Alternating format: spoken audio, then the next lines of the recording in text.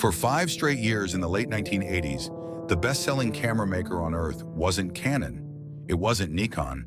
It was a company most people alive today have never heard of.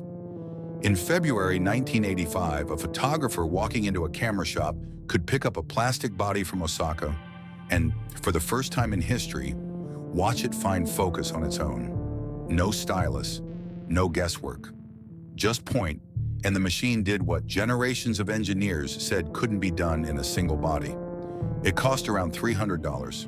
Within months, it had rewritten the rules of an entire industry, and the company behind it was outselling everyone. 20 years later, that same name was gone from store shelves, sold off in pieces, folded into a rival. Its very lens mount handed to Sony like a hand-me-down. How does the company that taught cameras to think for themselves end up erased from the very future it built? In the summer of 1928, a 28-year-old man named Kazuo Tashima boarded a ship as part of a government trade mission sent by Japan to promote silk exports across Europe and the Middle East. He was not an engineer. He was not a scientist. He was the son of a Kobe import-export merchant, traveling on his father's behalf, expected to sell fabric and come home. Instead, somewhere in Paris, he wandered into a factory that built high-grade optical equipment, and something in him shifted. He stood among lenses and precision instruments, unlike anything being made in Japan at the time, and he became convinced of something almost reckless, that he could build this himself, back home, and make it profitable. His father did not agree. The Japanese business establishment did not agree. Precision optics were a European specialty, guarded by decades of craftsmanship Japan simply did not have. But Tashima was not asking for permission anymore. Unable to fund the idea through his father's company, he borrowed money privately from his father's own chief clerk and struck out on his own, a young man betting his future on a factory he hadn't even built yet.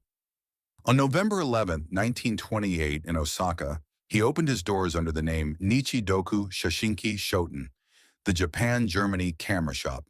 The name was not vanity, it was strategy. Tashima knew he could not master precision optics alone, so he brought in two German partners. Willy Heilemann, an importer with connections throughout Kobe's foreign trading community, and Billy Newman, a German engineer who had cut his teeth on optical instrument design. Together, they built a small plant in Mukagawa, in Hyogo Prefecture, at a time when Japan had no supporting network of subcontractors for this kind of work.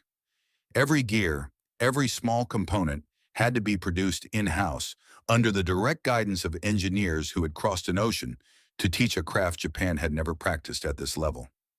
Their first camera, the Nifkaret, reached the market the following year.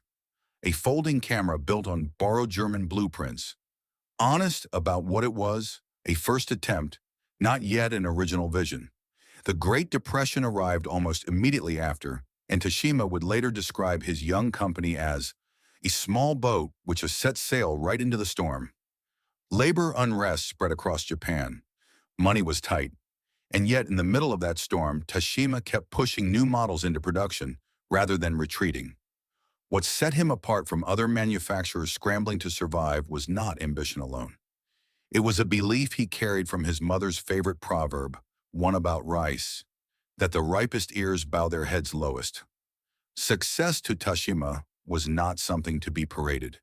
It was something to be earned quietly through precision, through humility, through getting the mechanism right before worrying about the name on the front. His first customers were ordinary Japanese buyers who had never been able to afford imported German cameras. Amateurs, not professionals, people who simply wanted to hold something well-made in their hands for the first time. By 1933, that vision finally had a name of its own. No longer content to sell rebadged German designs, Tashima's engineers built a camera entirely under their own direction. And he gave it a word he had coined himself, Minolta. It sounded deliberately like the Japanese phrase for a ripening rice field, a quiet nod to that same proverb about humility and harvest. What began as a young man's stubborn bet in a borrowed workshop now had an identity of its own, one that would carry his name, his philosophy, and his obsession with precision optics into a market no one had expected a Japanese company to conquer. Through the 1970s and into the 1980s, Minolta became something more than a camera brand in American homes. It became the machine standing behind 1,000 ordinary moments nobody thought to write down at the time. The clearest symbol of that era was the X700, released in 1981, a manual focus SLR so well balanced between price and capability that it stayed in production until 1999, nearly 2 decades after its debut. It was not the most expensive camera on the shelf. It was the one that made sense. Solid metal in the hand, a shutter that clicked with a sound photographers still describe today as satisfying in a way modern electronics never quite managed to replicate, and glass behind the lens cap that carried the Rockcore name. Optics respected enough that professionals who could afford anything still chose them. Picture a college student in 1982, saving up paycheck by paycheck from a part-time job, finally walking out of a camera shop with an X700 body and a 50mm lens, the whole kit costing more than a week's wages. That camera became the one that taught them aperture, shutter speed, the physical mechanics of light. Because Minolta, unlike some competitors chasing the professional market exclusively, had built its identity on being the camera an amateur could grow into. Multiply that student by hundreds of thousands across a decade, and you begin to understand why so many Americans in their 50s and 60s today can still describe the specific weight of a Minolta body in their palm, the particular resistance of its focus ring, the number printed on the light meter the day their father taught them to shoot, because that was the other story running underneath the technology, the family story. A father who had learned photography with a Minolta autocord twin-lens reflex in the 1950s and 60s. Its waist-level viewfinder requiring you to look down into the camera rather than through it, framing a shot almost like composing a small, private photograph inside a box. That father passing the habit, and often the actual camera, down to a son or daughter who would carry an X700 to their own prom, their own first apartment, their own child's birthday party. 3 generations, 3 different Minolta bodies, one unbroken thread of family photographs that exist today, because a company in Osaka had spent 50 years refining the idea that precision optics belonged in ordinary hands, not just professional ones. Inside American camera shops, the sales staff who carried Minolta on their shelves were not just moving inventory. They were translating a foreign name into something trustworthy. Popular Photography magazine ran extensive reviews and advertisements for Minolta's lineup throughout the era, giving the brand a credibility inside the enthusiast community that put it on equal footing with the Japanese and German names Americans already recognize. Behind the counter, employees learned to explain why the rocker lens on a Minolta body was worth the same conversation as a Nikkor or a Zeiss, a harder sell in the 1960s than it would become by the late 1970s, once the reputation had simply built itself through word of mouth and satisfied customers, bringing back rolls of film that came out exactly the way they'd hoped. What was it about a company nobody in America could pronounce with total confidence that made it feel, by the early 1980s, like it belonged on the same shelf as the biggest names in photography? The answer sat quietly in the specifications nobody outside the industry paid attention to. Yet, a research and development team in Osaka that had spent years chasing something no manufacturer had fully solved, a camera that could find its own focus. Nikon had tried, Pentax had tried and stumbled. Canon was still years away. Minolta's engineers, led by a research director determined not to repeat those failures, were quietly building toward a camera that would not just refine what already existed on the shelf, but replace it entirely. Nobody buying an X700 in 1983 had any idea that within 2 years, the very shelf holding their beloved manual focus SLR would be reorganized around a machine so different that the company would abandon its own lens mount to build it. By 1985, Minolta's research team had reached a decision that would either define the company's next decade or destroy it outright.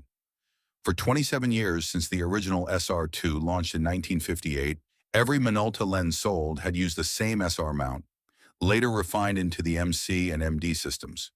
Photographers had built entire collections around it.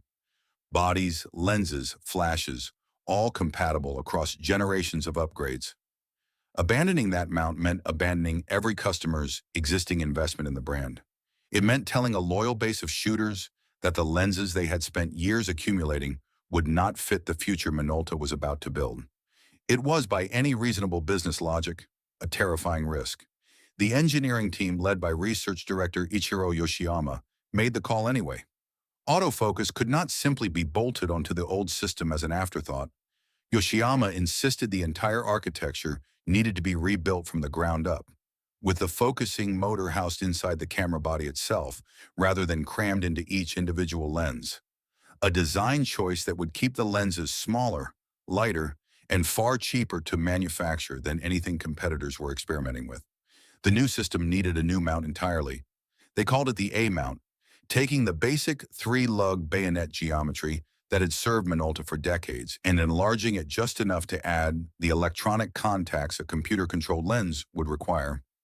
What made this gamble different from the failed autofocus attempts already littering the industry, Pentax's stumble, Nikon's hesitation, was that Minolta refused to release the idea as a single product. Yoshiyama had watched competitors introduce one lonely autofocus body with one lonely compatible lens, watched customers correctly conclude there was no real system behind the gimmick, and watched those products die on the shelf for lack of options. Minolta would not make that mistake. When the Maxim 7000 launched in February 1985, it did not launch alone. 12 lenses were ready on day one, 5 zooms and a run of primes stretching from 24mm wide-angle glass to 300mm telephoto reach, an entire ecosystem built in parallel with the body itself, so that any photographer walking into a shop that spring would see not a novelty, but a complete, believable system waiting for them. The company moved with a speed that bordered on reckless. The professional-grade Maxim 9000 had actually been finished before the 7000 was ready, but Minolta's leadership made a deliberate marketing decision to hold it back, releasing the more affordable 7000 first, out of concern that debuting autofocus on an expensive professional body would price ordinary buyers out of the conversation before it even started.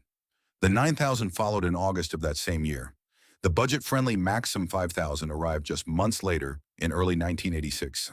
In under 12 months, Minolta had gone from a single manual focus lineup built on decades-old technology to 3 distinct autofocus bodies spanning entry-level to professional use, all sharing the same lens mount, all backed by a rapidly expanding catalog of glass. The footprint expanded just as fast as the product line. What had been called Maxim in the United States carried the name Dynax across Europe and Africa, and Alpha throughout Japan and China. 3 regional identities wrapped around the exact same engineering, allowing Minolta to move a single technological breakthrough into every major camera market on the planet almost simultaneously. American camera shops that had spent years explaining why Minolta's manual focus glass deserved shelf space now had a far easier pitch. This was the camera that could focus itself, and nobody else had one that worked as completely. For the sales staff and camera shop employees who had built careers on translating Minolta's reputation to skeptical American buyers, the A-mount launch was less an opportunity than a crash course. Overnight, every technical answer they had memorized about the old ESR mount system became irrelevant. They had to learn an entirely new set of specifications, explain to loyal customers why their existing lens collection would not fit the new body, and somehow convince those same customers that the switch was worth making anyway. Some longtime Minolta shooters felt abandoned by a company that had asked for their loyalty for over 2 decades and was now asking them to start over. Others, once they held a 7000 in their hands and watched it lock focus in a fraction of a second, forgot the frustration entirely. Yoshiyama and Minolta's leadership had, in effect, bet the entire company's identity on a single unproven assumption, that photographers who had never asked for automatic focus would want it once they saw what it could do. It was an all-or-nothing wager against the company's own 27 years of engineering history, made at a moment when competitors were still circling the same problem without a workable answer. Nobody inside Minolta's Osaka offices in early 1985 could have known just how completely that bet was about to pay off, or how the machine they had built would come to define not just their own company's fortunes, but the shape of the entire camera industry for the rest of the decade. The gamble worked beyond anything Minolta's engineers had dared to promise. Within months of the Maxim 7000's launch, sales figures made the shift undeniable. Minolta had overtaken Canon to become the best-selling SLR camera manufacturer in the world, a position it would hold for 5 consecutive years, from 1985 through roughly 1990. Inside the photography industry, people started calling it the Sputnik shock, a reference deliberate enough that everyone understood it immediately. Just as the launch of a small Soviet satellite in 1957 had forced the entire world to recognize that the ground had shifted beneath it, the Maxim 7000 forced camera manufacturers everywhere to admit that manual focus, the standard since the invention of the SLR itself, was no longer the future.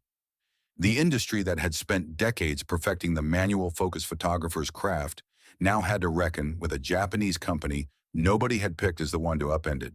The moment even reached outside the photography world entirely. Minolta's early Maxim bodies carried a stylized logo with two interlocking X's, a small design flourish that caught the attention of an oil company with a strikingly similar mark. Exxon took Minolta to court over it, and the case forced Minolta to redesign the logo on every camera and lens produced afterward. It was an odd footnote, but a telling one. Minolta had grown large enough, fast enough, visible enough, that even a corporation as massive as Exxon felt the need to draw a line around its own identity in response. Inside Minolta's American retail network, employees who had spent years patiently explaining the merits of manual focus Rockor glass to skeptical buyers now found themselves at the center of the industry's biggest story. Camera shop staff described a shift in the kind of customer walking through the door. No longer just enthusiasts who already knew what they wanted, but curious first-time buyers who had read about autofocus in a magazine or heard about it from a friend and wanted to see the future for themselves. Selling a Maxim 7000 in 1986 did not require convincing anyone of anything. It required keeping enough of them in stock. That reach crossed generations in a way few consumer products manage. A grandparent who had learned photography on a Minolta Autocord twin-lens reflex in the 1950s might now be watching a grandchild bring home a Maxim from that same company, 3 decades and an entire technological revolution apart, yet still carrying the same name on the body. A parent who had shot their wedding photos on an X700 in the early 1980s might upgrade to a Maxim by the end of the decade, handing the older manual body down to a teenager just starting to learn the mechanics of light and exposure. Minolta had, without any deliberate marketing campaign built around the idea, become a thread running through entire American families. Present at graduations, at Christmas mornings, at family vacations captured by 3 different Minolta cameras spanning 3 different decades, all sitting in the same box of photographs in someone's closet. Geographically, the brand's reach extended across every region Minolta sold into, under 3 different names carrying the same engineering. Maxim in the United States, Dynax across Europe, Alpha throughout Asia. It was in effect a single global technological triumph, wearing different labels depending on which side of the ocean you stood on, but delivering the identical experience to photographers everywhere. Point the camera and watch it think for itself. What made a plastic camera from a company most Americans couldn't confidently pronounce feel by 1987 like the single most important object in the entire photography industry? Because underneath the sales figures and the magazine covers, Minolta's leadership was riding a wave of dominance that felt, from the inside, unstoppable. 5 straight years at the top, a lens mount that had reshaped the market, a brand name suddenly synonymous with the future of the medium itself. But dominance built this fast on a single revolutionary product line carries its own quiet vulnerability. Canon and Nikon had watched Minolta's triumph just as closely as everyone else had, and neither company intended to stay on the sidelines for long. Somewhere in the confidence of that peak, the first signs of trouble were already taking shape. Not in the marketplace yet, but in a courtroom, over a question of who actually owned the idea that had made Minolta the biggest name in cameras. In 1987, while Minolta was still riding at the top of the industry it had reshaped 2 years earlier, a lawsuit landed that most ordinary customers walking into camera shops never even heard about. Honeywell, the American corporation, filed suit against Minolta, alleging that the autofocus technology powering the Maxim system, The very innovation that had made Minolta the best-selling camera manufacturer on the planet infringed on patents Honeywell had developed years earlier. It was the kind of dispute that unfolds entirely behind closed doors, in depositions and filings, while the public-facing story of the brand continued exactly as it had before. And that was precisely the strange, quiet tension sitting underneath 1987 and 1988. A customer walking into a camera shop in Ohio or California during those years had no reason to suspect anything was wrong. They saw a company still dominating the shelves, still expanding its lens catalog, still the obvious choice for anyone wanting to shoot autofocus. They bought their Maxim bodies, learned the controls, took their family photos, completely unaware that in courtrooms and legal offices, thousands of miles from any camera counter, the foundation of the technology in their hands was being formally challenged by an American corporation with a very different claim on its origins. The customer's experience and the company's legal reality had split into two entirely separate stories, running in parallel, neither one visible from inside the other. Inside Minolta, the lawsuit was treated as a fight worth having. The company's leadership believed, at least publicly, that its autofocus engineering had been developed independently, that Yoshiyama's team had solved the problem of in-body autofocus through their own research, not by borrowing from Honeywell's earlier patent work. Rather than settle quickly and quietly, Minolta chose to fight the case through years of protracted litigation, a decision that consumed both time and resources while the clock kept running on a legal exposure the company had not fully priced in. Meanwhile, the market itself was no longer standing still and admiring Minolta's 5-year run at the top. Canon and Nikon, having watched the Maxim system dismantle the old manual focus order, were no longer content to concede the autofocus category to a single competitor. Both companies began pouring resources into their own in-house autofocus systems, building out lens catalogs to match what Minolta had assembled almost overnight in 1985. The technological lead that had once felt insurmountable, a full head start while competitors were still debating whether autofocus was even worth pursuing, was narrowing with every product cycle. Minolta had won the first move decisively. It had not yet secured the war. How long could a 5-year lead built on a single breakthrough actually hold, once the rest of the industry finally understood exactly what it needed to build to catch up? And how much of that lead was quietly being spent down in a courtroom on a fight over who truly owned the idea that had made Minolta a household name in the first place? Neither question had an answer yet in 1988. The Maxim system was still selling. The shelves were still full. But two separate clocks were now running against Minolta at once. One counting down in the marketplace, where competitors were closing the technological gap year over year, and one counting down in a courtroom, where a verdict was coming that would eventually cost the company far more than anyone browsing a camera shop in those years could have imagined. After years of litigation, the verdict finally came down in 1991. The courts ruled against Minolta, finding that its autofocus system did in fact infringe on patents held by Honeywell, the American corporation that had spent years developing its own distance measurement and focusing technology dating back to the 1960s. The financial penalty was staggering for a camera company of Minolta's size: damages, penalties, trial costs, and other expenses totaling $127.6 million. It was not a fine that could be absorbed quietly. It was a number large enough to reshape what the company could afford to do next, at the exact moment when the industry it had once dominated was entering its next great technological transition. The following year, in 1992, Minolta settled the matter out of court, closing a legal chapter that had opened 5 years earlier, while the company was still celebrating its position as the best-selling SLR manufacturer on Earth. But settling the lawsuit did not undo the damage already done. The money was gone. The resources that might have funded the next leap forward, the leap into digital imaging that was already beginning to stir inside research labs at companies like Kodak and Sony, had instead been spent defending a technology Minolta believed, and had argued in court for years, belonged to its own engineers. What makes this chapter of the story genuinely difficult to simplify into a single villain is that Minolta was not a company standing still.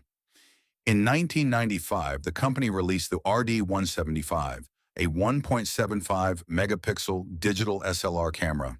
At a time when digital photography was still a novelty most consumers had never touched. On paper, this should have been the moment Minolta repeated its own history, the same instinct that had driven Yoshiyama's team to build the Maxim system a decade earlier, applied now to an entirely new kind of imaging technology. The engineering talent existed. The willingness to take a technological risk existed. What had changed was the company's capacity to back that risk with the kind of aggressive company-wide commitment that had made the Maxim launch so overwhelming in 1985. 12 lenses ready on day one, 3 bodies within a single year, an entire ecosystem built in parallel rather than released piece by piece. Instead, through the second half of the 1990s, Minolta's digital efforts arrived more cautiously, more incrementally, while a legal settlement from earlier in the decade continued to weigh on the balance sheet. The company that had once bet its entire identity on a single unproven idea now found itself managing risk rather than chasing it. Inside Minolta's engineering divisions, there were people who understood exactly what was coming, that digital sensors would eventually replace film in the same decisive way autofocus had replaced manual focus, and that the company's slower, more conservative posture in the 1990s was ceding ground it might never fully recover. But understanding a shift and having the capital to meet it head-on are two very different things, and Minolta increasingly found itself with more of the former than the latter. For the employees on the front lines, the camera shop staff, the sales representatives, the engineers working on incremental updates to an aging film-based product line, the 1990s felt less like a single dramatic collapse and more like a slow tightening. Product cycles that had once moved with the speed and confidence of the mid-1980s now moved more cautiously. The company that had once redesigned its entire lens mount in a single year to chase a technological breakthrough was now managing legal debt and competing against Canon and Nikon, both of whom had spent the previous decade building their own autofocus systems and were no longer playing catch-up in any category, digital included. By the early 2000s, the financial pressure had become difficult to manage independently. In 2003, Minolta merged with Konica, the other major Japanese imaging company, forming Konica Minolta, a decision framed publicly as a combination of complementary strengths, but one that also reflected a company no longer confident it could navigate the digital transition entirely on its own. The merger placed Minolta's camera engineering inside a larger corporate structure, one where photography was now one division among several, rather than the singular focus it had been for 75 years under Kazuo Toshima's original vision. Who exactly was supposed to protect a 75-year engineering legacy when the company's own resources had been consumed defending a lawsuit years earlier, at precisely the moment its next great technological leap needed funding the most? There is no single villain in this chapter, no boardroom decision that can be pointed to as the fatal blow in isolation. What happened to Minolta between 1991 and 2003 was closer to a slow financial bleed, a legal settlement that arrived at the worst possible moment, a digital transition that demanded exactly the kind of bold, resource-intensive bet Minolta had once been famous for making, and a company that, for entirely understandable reasons, could no longer afford to make it. The engineers who had built the RD-175 in 1995 were not lacking in vision. They were lacking in the kind of unrestrained institutional backing that had turned a single risky idea into a 5-year global dominance a decade earlier. And by the time Konica Minolta's leadership fully grasped how far behind the company had fallen in the digital race, the window to catch up on their own terms had already closed. The first public sign that Konica Minolta's camera business was in serious trouble came on January 19, 2006, when the company issued a formal announcement that stunned longtime employees, loyal customers, and much of the photography industry at once. Konica Minolta was leaving the camera and photo business entirely, not scaling back, not restructuring one division while preserving another. Walking away completely, ending a run that stretched back 78 years to a young man borrowing money from his father's clerk to open a small shop in Osaka. The unraveling, once it became public, moved with striking speed. This was not a slow, years-long decline that gave employees and retailers time to adjust. It was a decision made behind closed doors over a relatively short window. then delivered to the public as a finished fact. Within the announcement itself, the company revealed that a portion of its SLR camera business, specifically the technology and intellectual property behind the A-mount lens system that Minolta's engineers had built from scratch in 1985, would be sold to Sony. The company that had once bet everything on abandoning its old lens mount to build something better was now watching that very system, the one that had made it the best-selling camera manufacturer in the world for 5 years running, pass into the hands of an entirely different corporation. For employees inside Konica Minolta's camera division, the day the closure was announced carried a particular kind of grief that went beyond an ordinary layoff notice. Many of the engineers and staff working on camera technology in 2006 had spent their entire careers inside a company built on the specific culture Kazuo Tashima had established decades earlier. The quiet insistence on precision, the willingness to bet the whole company on an unproven idea, the belief that photography equipment should be something an ordinary person, not just a professional, could master. That culture did not simply get reorganized into a new division, it ended. Some employees would find their way into Sony's newly formed Alpha camera team, carrying Minolta's engineering knowledge with them into a competitor's badge. Others found no such path forward at all, their expertise in a lens mount in a shooting system that would no longer carry the Minolta name. For the customers who had spent 2 decades building a collection of Maxim bodies and A-mount lenses, the announcement landed as a quieter, more personal kind of loss. These were not people who had followed corporate mergers or patent litigation closely. Many of them were simply photographers, some amateur and some serious enthusiasts, who had built an entire kit around a system they trusted, purchased one lens at a time over years, sometimes decades. Overnight, the company that had manufactured their equipment, serviced their cameras, and built the ecosystem their glass depended on, ceased to exist in any meaningful form. There would be no new Minolta bodies to upgrade into, no new lenses bearing that name. The system itself would continue, technically, but only because Sony had purchased the underlying technology and rebranded it as its own Alpha line, a fact that offered cold comfort to a customer who had spent years attaching real personal history to a specific name on the front of the camera. Camera retailers who had spent years explaining the Maxim system to customers, the same employees who had lived through the exhilarating rush of the 1985 launch and the 5-year run at the top of the industry that followed, now found themselves managing an entirely different conversation. Shelves that once carried a steady rotation of new Minolta bodies and lenses were quietly cleared. Remaining inventory was sold off, in some cases at discount, as retailers acknowledged there would be no new stock arriving to replace it. For a certain generation of camera shop employees, January 2006 marked the end of a professional relationship with a brand that had defined much of their working lives, closed not through a slow fade, but through a single corporate announcement that arrived, for most of them, without warning. Press coverage of the closure treated it less as breaking news and more as the quiet epilogue to a story that had, in some sense, already been written years earlier by the digital transition Minolta had struggled to fully commit to. Photography trade publications noted the irony directly. The same company that had forced the entire industry to reckon with autofocus in 1985 was now folding its camera operations into history at almost exactly the moment digital photography was becoming the dominant format worldwide. There was no dramatic public mourning of the kind that follows the closure of a beloved retail chain or restaurant. No crowds outside a flagship store, no final day rush of customers buying up remaining stock in a wave of nostalgia. The end of Minolta's camera business arrived instead through corporate filings and trade press. A closure felt most sharply by the people who had actually built and used the equipment, rather than by the broader public, many of whom had already moved on to whatever digital camera happened to be sitting on the shelf that year. What did remain in the aftermath of the announcement was the physical evidence scattered across millions of households that had never made the corporate news, but told the real story of what had been lost.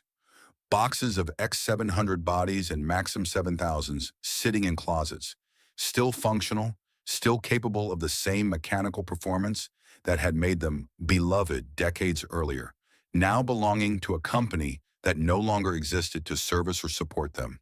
The A-mount lenses that Sony had acquired would continue to fit onto new Sony Alpha bodies for years afterward. A strange kind of technical afterlife where the engineering lived on even as the name disappeared from public memory.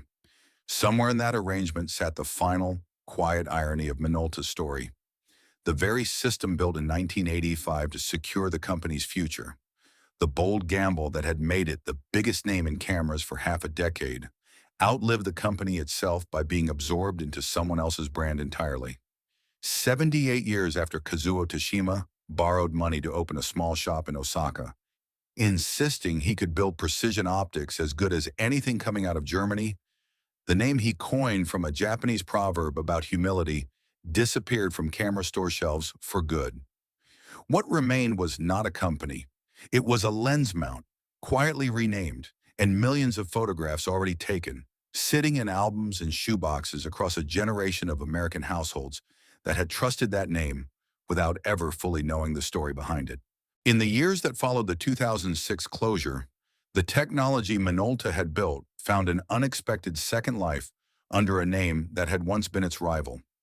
Sony, having acquired the A-mount system along with the underlying engineering talent, did not discard what it had purchased. It built on it directly. The Sony Alpha line of DSLR and later mirrorless cameras carried forward the same lens, mount geometry Minolta's engineers had designed in 1985, refined and expanded over the following decade into one of the more respected camera systems on the market. Photographers picking up a Sony Alpha body years later, admiring its autofocus speed or its compatibility with an established lens catalog, were in a very real sense still benefiting from decisions made inside a small Osaka research division during the mid-1980s, even if almost none of them realized it. That quiet continuation created a strange kind of afterlife for the brand, one that never appeared in any official Sony marketing material, but persisted anyway in enthusiast circles. Photographers who had built entire kits around Minolta's Rockor and Maximera lenses did not simply abandon that glass once the company disappeared. A dedicated secondary market grew steadily around vintage Minolta equipment. The Autocord twin lens reflex, the X700, the original Maxim 7000, collectors and film photography enthusiasts seeking out cameras built decades earlier specifically because of the reputation Minolta's optics had earned during its original run. In an odd reversal, some of that vintage equipment became more sought after in the years after the company's closure than it had been while Minolta was still manufacturing new bodies, as buyers recognized they were purchasing a piece of engineering history that would never be made again. The broader lesson the camera industry drew from Minolta's collapse had less to do with any single mistake and more to do with timing and capital. A company could invent the technology that defined an entire decade, could out-innovate every major competitor in a single product launch, and still lose the following technological transition if the resources needed to make that leap had already been spent elsewhere. The digital transition that reshaped photography in the late 1990s and early 2000s did not wait for companies to recover from earlier setbacks.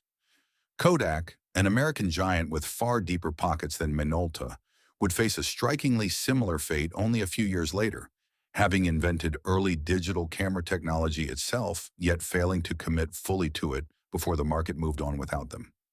Minolta's story, viewed alongside Kodak's, became something of a cautionary pattern within the industry. Pioneering a technology is not the same as surviving the next one. The economic impact rippled outward beyond the company's own employees. Camera shops across the United States that had built customer relationships around Minolta's product line lost a steady source of new inventory and repair business. Independent camera repair technicians who had specialized in servicing Minolta bodies found themselves working on an aging, finite supply of equipment with no new units coming to replace what eventually broke beyond repair. The network of retailers, repair shops, and accessory manufacturers that had grown up around a 78-year-old brand did not disappear overnight, but it contracted steadily, year after year, as the equipment itself aged without a manufacturer behind it. What does it mean when the engineering behind a beloved brand survives, quietly renamed under someone else's logo, while the name itself, and the 78 years of trust built around it, simply vanishes from public memory? There was no dramatic revival attempt for Minolta as a camera brand, no nostalgic relaunch or limited edition throwback model bearing the original name. The trademark itself would eventually be sold years later to a licensing company for use on a line of unrelated consumer electronics, a final, almost administrative footnote to a story that had once been about precision engineering and generational trust. The real inheritance was quieter and more diffuse than any relaunch could have been. A lens mount living on inside a competitor's cameras, a community of collectors keeping vintage bodies functional decades past their manufacture date, and millions of family photographs across America that had been taken, without anyone thinking twice about it at the time, on a camera built by a company that no longer exists.